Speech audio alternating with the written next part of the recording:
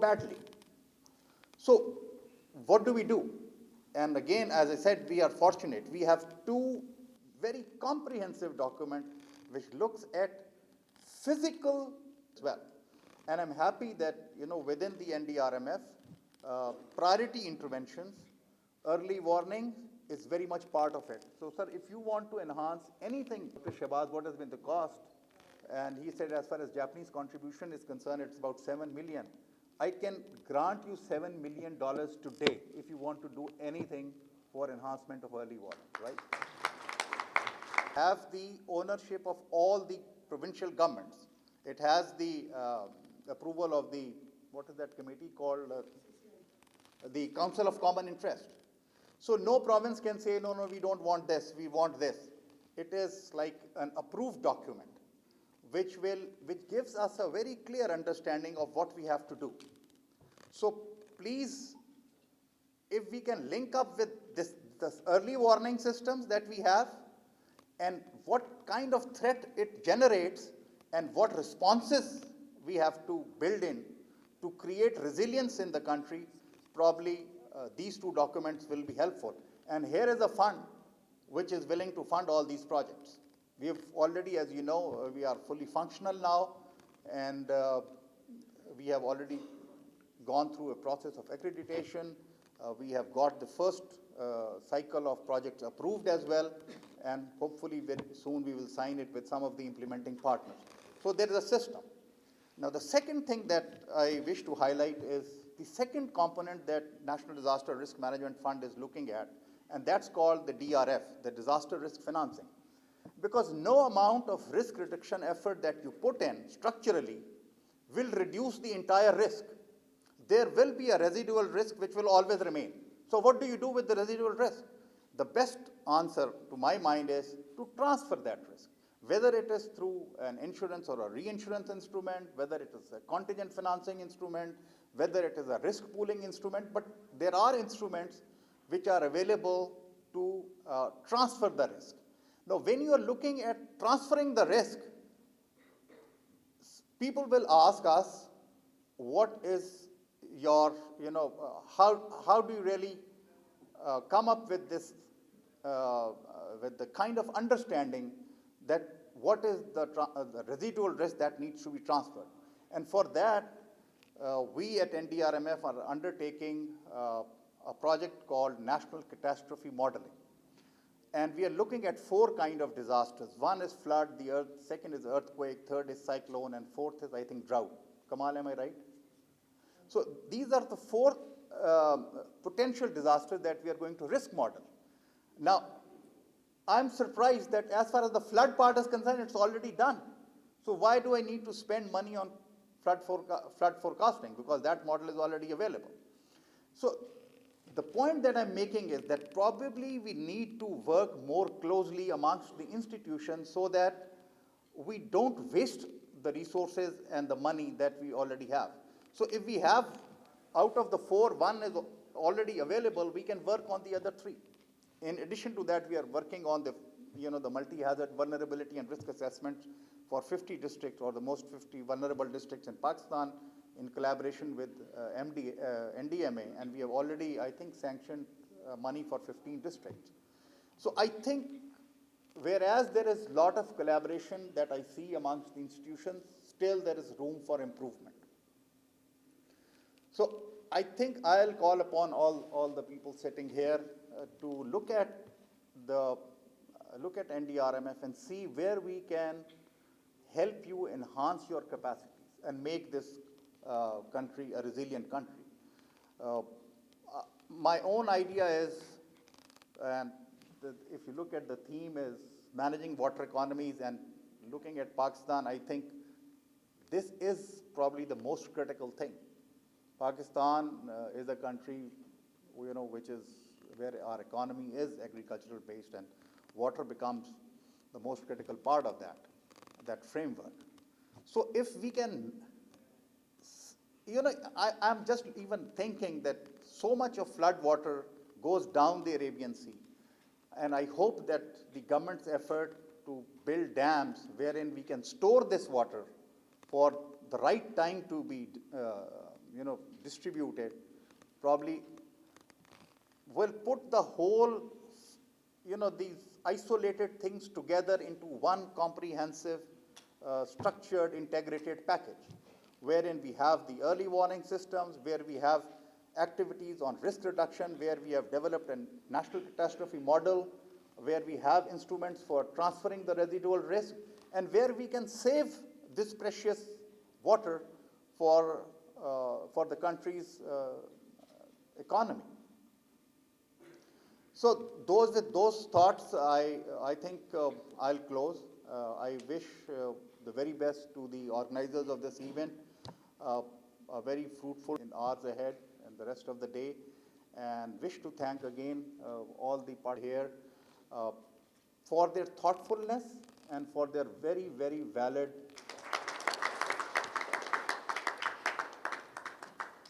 Thank you so much, Nadeem sir, for very inspirational remarks. Now, there's a technical problem, but now I'm here. Lieutenant General Nadeem Ahmed, CEO, National Disaster Risk Management Fund. Mr. Mohamed Riaz, Director General, PMD. Distinguished representatives of the UN agencies. I am Shin Honda, Acting Head of Economic and Development Section at Embassy of Japan. Deputy Chief of Mission is unfortunately not available right now. I am happy to learn that Japan-funded project, Strategic Strengthening Phase 1, I can see that this project has literally come a long way. For that, I would like to congratulate all the project stakeholders for sticking with the project over the years and delivering the results. As a representative of Japan, I'd like to point out that JAXA, Japan Aerospace Exploration Agency, played an important role in the project, and I'd like to give them special thanks.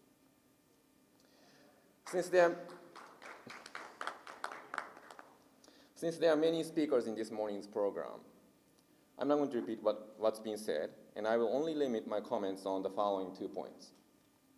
First, I would like the direct beneficiaries of the project, such as staff at PMD, National Disaster Management Authority, Federal Flood Commission, Office of Indus Water Commissioner, Provincial Irrigation Departments, Pakistan Council for Water Resources Research, and Afghan Meteorological Authority to do their best to institutionalize the knowledge and skills you have gained through the project. I realize that as some of them are technical agencies, the staff may be retained by the agency for many years, but in some cases, the staff come and go. I've learned that this project has invested a lot in capacity building. There have been many seminars, workshops, and training sessions. I assume that many individuals gain greatly from them. I would like you to share what you have gained with your colleagues. The benefits of the project are not to be personalized. I would like to see the knowledge and skills provided by this project to be institutionalized or mainstreamed at each project participating agencies. How can this be done? I trust that many of the things I have in mind is already done. But please allow me to remind you. It is quite simple. Please place the outputs of the project in the institutional framework of your agencies. I like to see the outputs of the project to be part of the participating agencies rather than something that belongs to the project implementation unit. At the more personal level, hard or soft copies of the project documents can be filed properly for the officers who will assume your post in future. Important notes can be prepared and passed on to the successors. Things like that will help. I say this because I have seen so many this kind of projects benefits lost due to personalization of them by the direct beneficiaries of the project. So, please share what you have learned through this project with others and also institutionalize them. In that way, the benefits of the project may live on.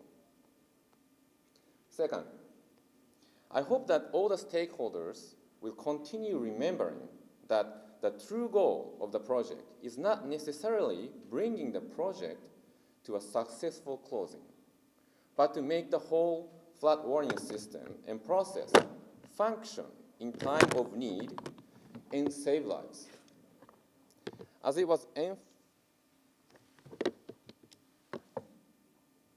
emphasized during the project, I am sure, raising the awareness of the flood warning system among the people who live in disaster-prone areas and the officials who will transmit the warnings to them is extremely important, or should I say it is critical. All of us who are here at this workshop already knew what I just said. We understand why this project is important and what you need to do in preparation for flood and after flood. But we cannot be satisfied. We should not be satisfied with just that. Because what is crucial is those ordinary people who are not familiar with the flood warning understand what it is, have the basic knowledge of it, and act on it when the warning is out. It is you who can tell whether the flood warning system works, and the people in the affected areas will be informed accordingly and save their lives. I truly hope that the confidence level on this in each of you is up high. If not, will be up high. Lastly, I hope that the government of Japan funded something that is meaningful and that the project will contribute in saving lives. Thank you very much for your attention. All partners. Ladies and gentlemen, when UNESCO started this project, Mr. Ahmad Kamal had very important portfolio of being member, and recently he got promoted to the position of chairman Federal Flood Commission. Day or night, Mr. Ahmad Kamal was always one call away in support to this project while he was member DRR and then from this current position chairman.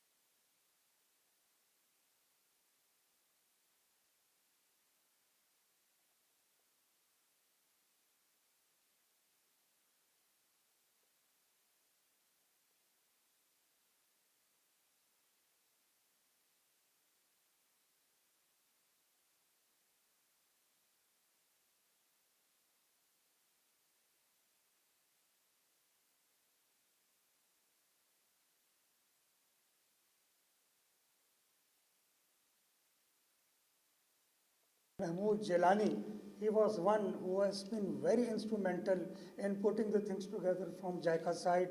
Japan and the government of Japan, straight away came forward. Like to acknowledge and thank the management and the senior management of iCharm, who, besides many other in-country and out-country courses, it will be unfair if I do not mention the tireless efforts made by the Pakistan Council for Research in Water Resources by virtue of first ever soil characteristics you can say, analysis made for the upper Indus system, which is ultimately going to pave the way for many good studies as well as many good research work on ground.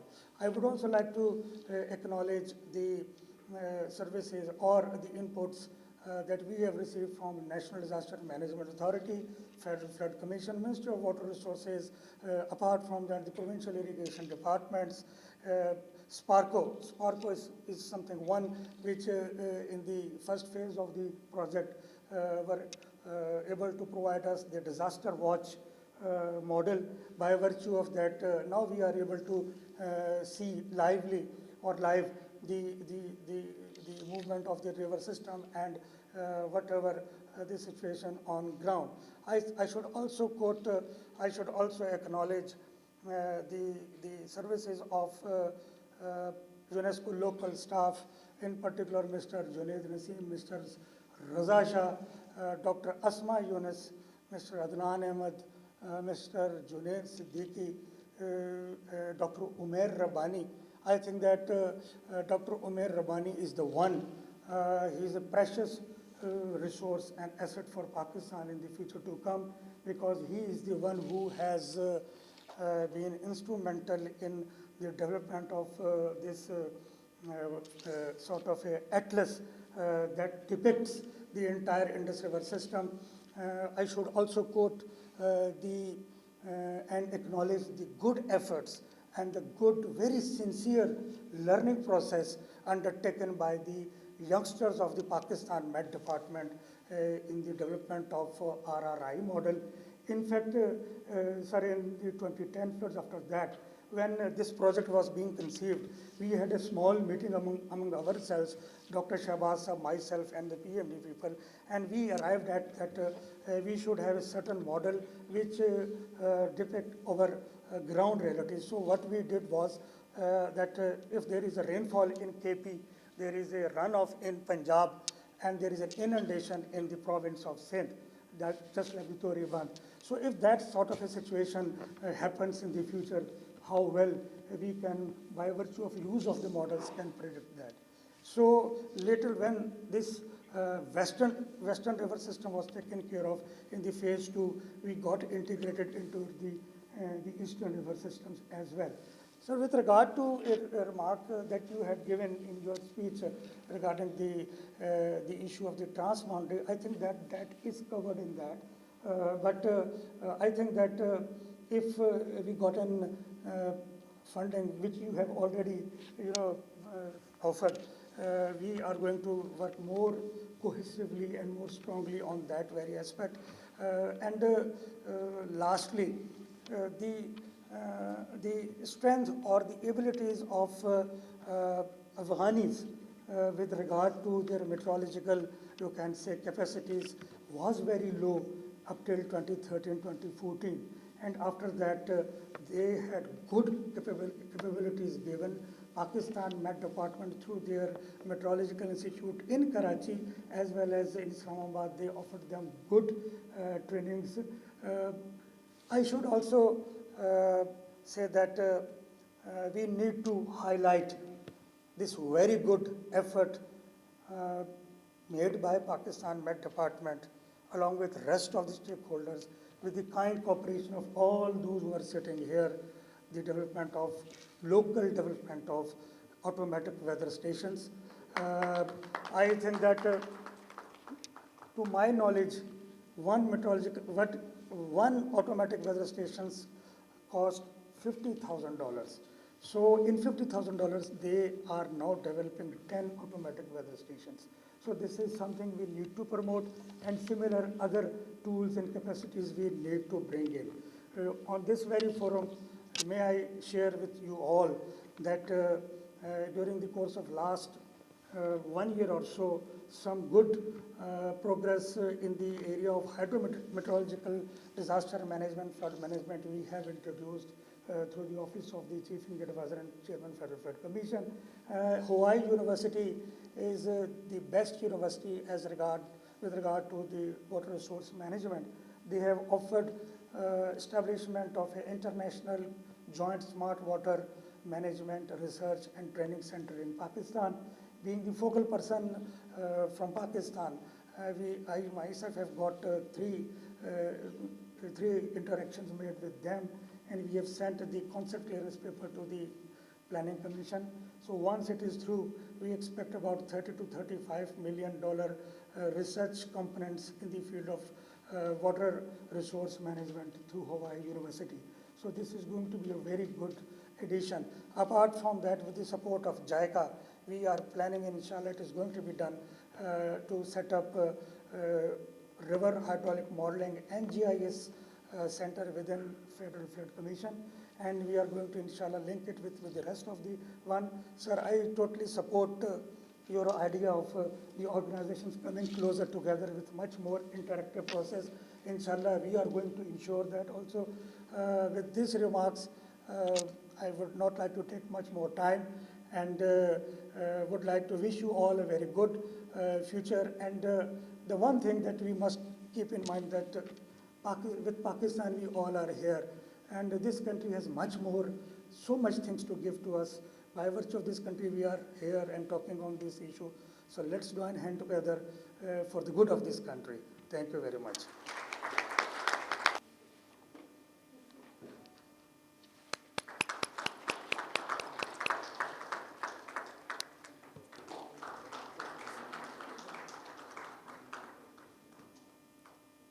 Mr. Anoye Yoshihide. Mr. Neil Buna, Riyasa, and also, excuse me, Ahmed Kamal Saab, Shabazz Saab.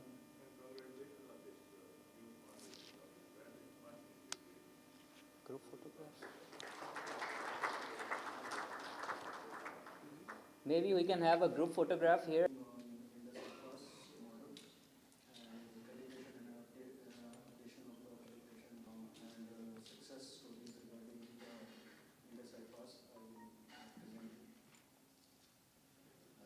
My name is Mansoor. Project on generating data on soil hydraulic characteristics.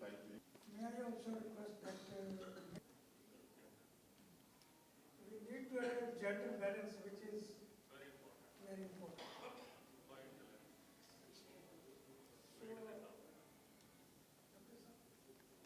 My name is Mubina Marks, and I am representing National River Support Program Support, working with rural communities at grassroots level, and we have support sub-teacher abroad for Lahore, and we have Professor Saab here, Noosa, Civil Engineering Department, having studied water management, hydraulic was hydrology.